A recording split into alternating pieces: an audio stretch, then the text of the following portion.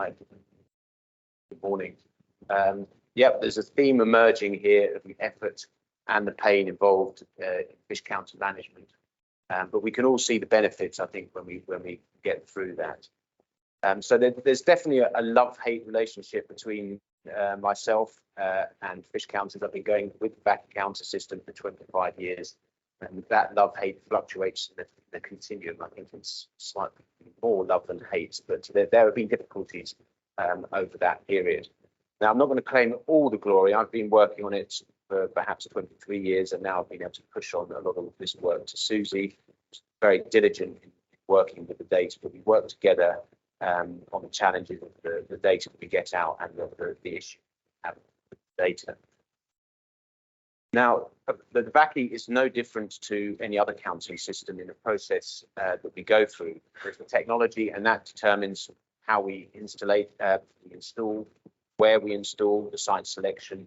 No fish counter goes in without corrections. You cannot just put in a fish counter and expect it to work. There's the maintenance, the validation, and then the dealing with the data analysis. And if you miss out any stage in that process, you're stunning in terms of your the quality of the data, your confidence in that data as it comes out. So every stage is absolutely critical. Now, on the Vaki website, you get all the glossy the images and the benefits that they say that can come out of the technology. Really, what we're interested in is monitoring the numbers of fish, the size of the fish, the species of fish, and if we can fit that into the conservation assessment system. Tweed, we're interested in just monitoring tributaries. Vakis can only go into tributaries, so we don't get the whole river count. But there are a range of other possibilities you can have with the counting system. Now, they make bold claims about what the Vaki system can do, and we really need to scrutinize those two things they have there, that counts with more than 98% accuracy and the size of each fish with 35% accuracy. I suspect if I asked them where they got those figures from, that was in a laboratory with a fish-shaped object going backwards and forwards. You've got all sorts of factors that can affect that accuracy and the length of the fish. So the way the fish moves through, the turbulence, the turbidity, the numbers of fish going backwards and forwards. We really have to be skeptical about that. And when a Vaki is installed in the right place, then you can hope to be getting towards those sorts of levels of accuracy and quality of data. Now, a long time ago in 1998, this scanner was installed just before I arrived on a Tweed. They can only go into narrow gaps, so really fish passes, and we've got lots of fish passes on the Tweed, so we're blessed in that sense. So really just started off with Ronald. He got a free holiday to Iceland. I did not. But that was really the advent of the technology.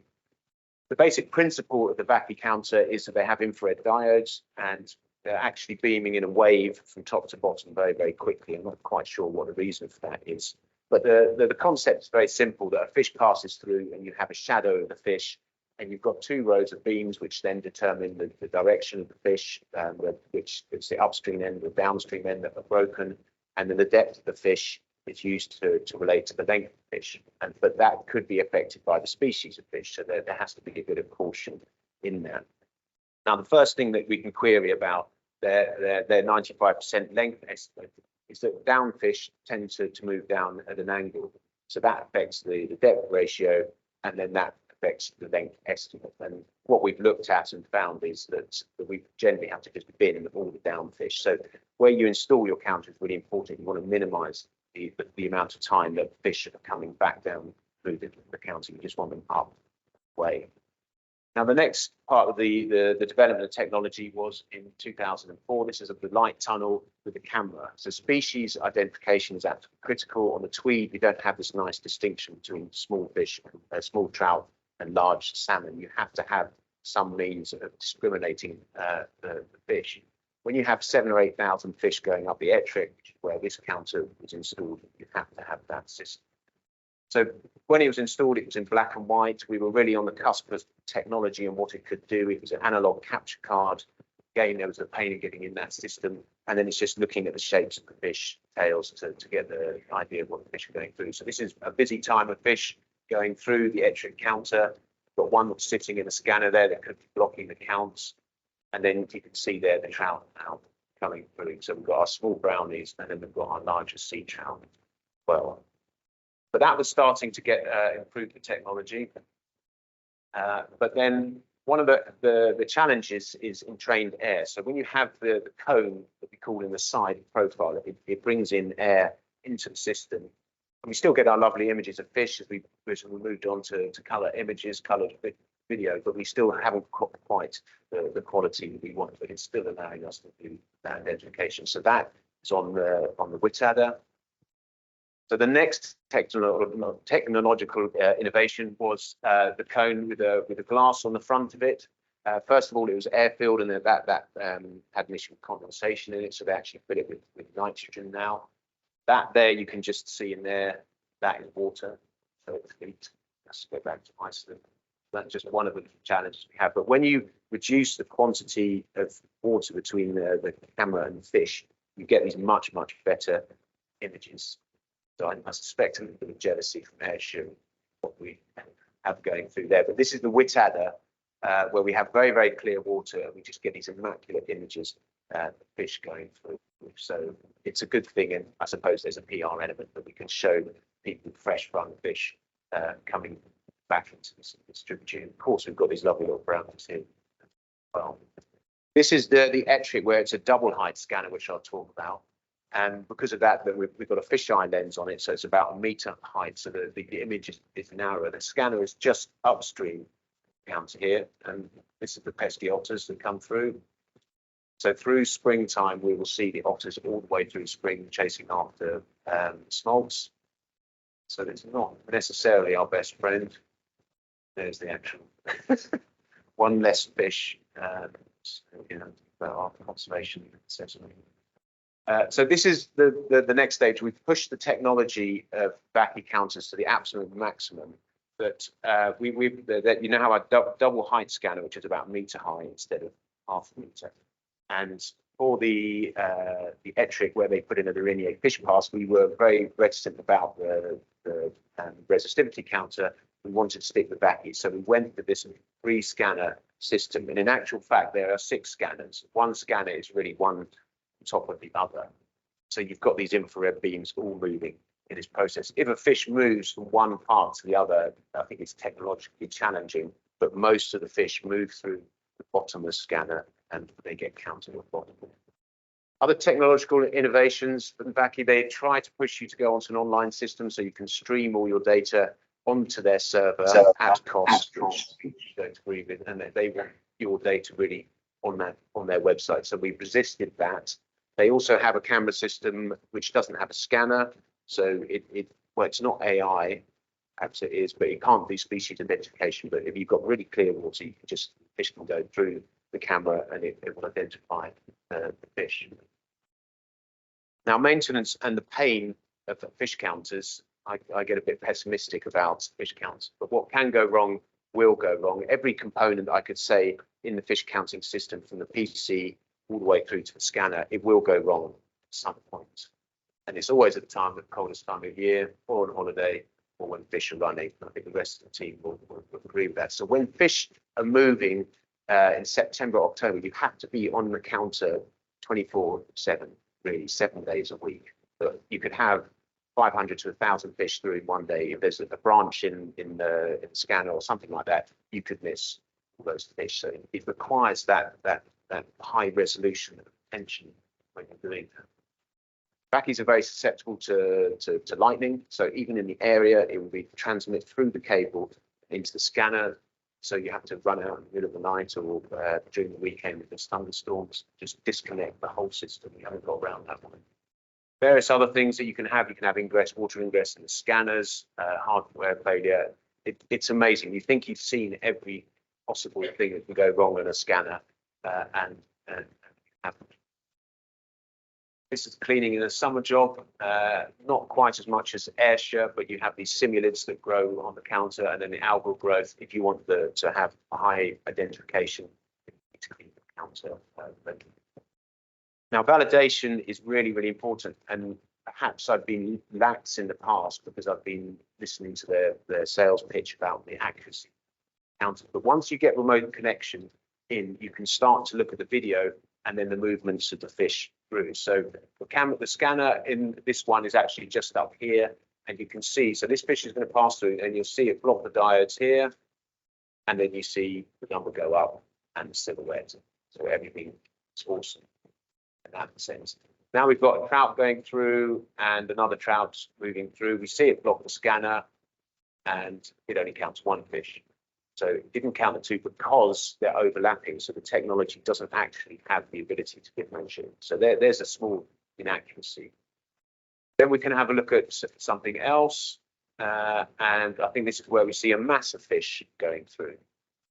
So it can get busy, as I say, going through this counter. So these are the trout coming through. And we'll see what happens now. So there's small brownie, sea trout, another sea trout. Captures one of those, and the second. So out of about 5, it got 2 of those. But that's only when it's really, really busy with the fish counter going, fish going through. Then we've got salmon and trout, and then those are the pitfalls. So when we watch this, we're all happy and we're relaxed. But when we go back in time, so this is the old accounting system where we could get remote connection. So before that, we didn't really know what was going on. We couldn't just leave the camera running. You can see a fish going through here, the diodes are working, it's connected, and it's not counted. That increases stress level. The next fish goes through, and it's not counted. And everything that's indicated that you look to see that it's working properly, and then it counts that fish going back down. That induces a high level of cortisol.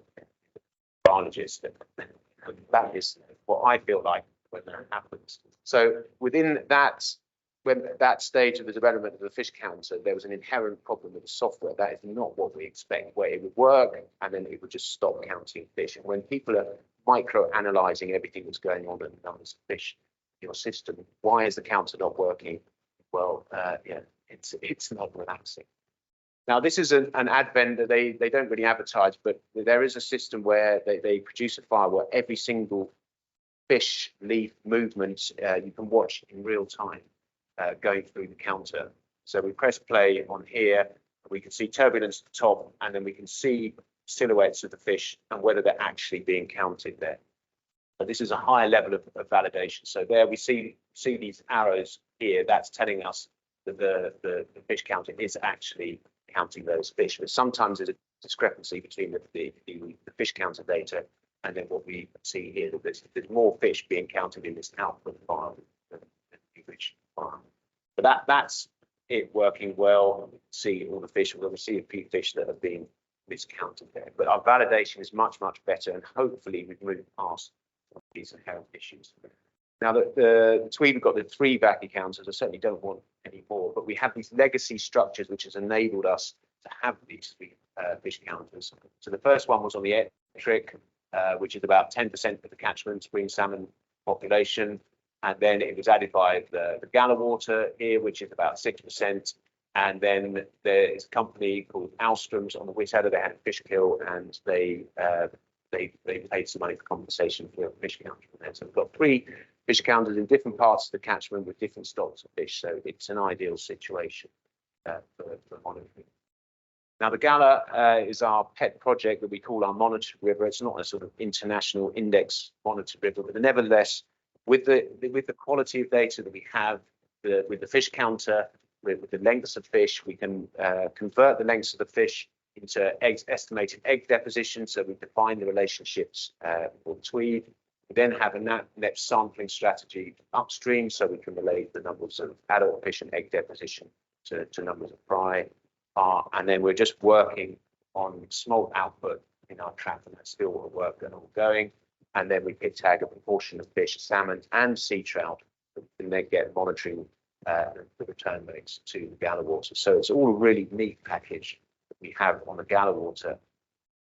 There's the results. We have 3 years relating egg deposition to estimated fry density. So we've got the benchmark here. So what that means is with a massive amount of egg deposition in 2020, we were still only a category 2 benchmark system, whereas at a lower deposition, we were up in category 1. So we need more data really to find out. But that is giving insight into how we get the results in the NEPS system. Now, the Galla defies all expectation that salmon are declining. So our constituents of the Tweed find this graph very difficult, that there is no trend there in the numbers of salmon that are returning. In 2020, we had this massive egg deposition on the Galla water. We also saw that on the entry. Well, we think that's because it's always been a summer population, and the summer population of salmon have remained stable in the Tweed, or in actual fact increasing. So that's our theory as to why the Galla is just maintaining its population there. If there's a spring population or autumn, perhaps gone down.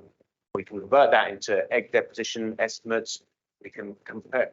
At the moment we can only compare to reference values of 250 or 500 eggs, but nevertheless it gives us context to where we are in the egg deposition of the Galla water. So we're still quite a way above those reference values down there. We also do trout, and it's quite unique that Vaki's give us that opportunity to do trout. So under 40 centimeters. Now I'm pressing the button. We've got under 40 centimeters in the average number here. So we have 700 to nearly 1,000 brownies that go through. I don't know anywhere else that gives us that insight. And then fish over 40 centimeters, Tweed has a very healthy population of sea trout as well. And now to our 3 scanner system on the Ettrick. So this is where we had to cover this gap with the 3 scanners, and then we've got the line tunnel here. Now here's the stress level to go up a bit more. This was the output. So we had an old counter here. I've preempted myself there. This was the old scanner here, a single scanner, and then we moved to a 3 scanner system here. And we produced the results for 2018 and 19, which is extremely important. So I was getting a lot of grief for that. Why the numbers have gone down? We didn't have the validation software there, so I couldn't really dig into the data. But 2019, it worked out that we were putting things through the counter, but the fish were not being counted. So 2018-19 had to be binned. We thought, right, now we're sorted. Discovery in 2022 was when you take the data from 3 scanners, put it into the database would magically delete records in the same minute for two of the scanners. So we were just losing data without it actually telling us that it was doing that. And that was Susie who discovered that. So that's where this picture comes in, because the stress levels were even higher. That we've been reporting the wrong results really for up to 5 years to commission, where I was standing there reporting results that really weren't correct. So, and then Susie had to go back and sort out all the data. And when we look at the data, then we see this increase in numbers of fish in 2020. That was the end of COVID. We see this massive spike in the numbers of fish here, and then numbers return back down to baseline levels here. So we've got there in the end. Now, John's that finished, John. The Whitadder counter is just a final insight into fish counters and what they can do. So we have this issue with Saprolegnia parasitica on the Whitadder, where fish are coming in and being infected straight away. So we see these videos of fish coming through, and it's only last year that we just noticed these fish having the first signs of Saprolegnia on their fins. Normally it's on the body, you can see it, fish. We can see it here on this fish. I think we're going to see a fish coming back down. These are fresh run fish that are being infected. That fish will come to an end fairly soon, and then you just see on the fins here tips fish. And so for the next few years we're going to be monitoring and seeing whether this is actually increasing, whether in fact sea trout are going to be affected as well.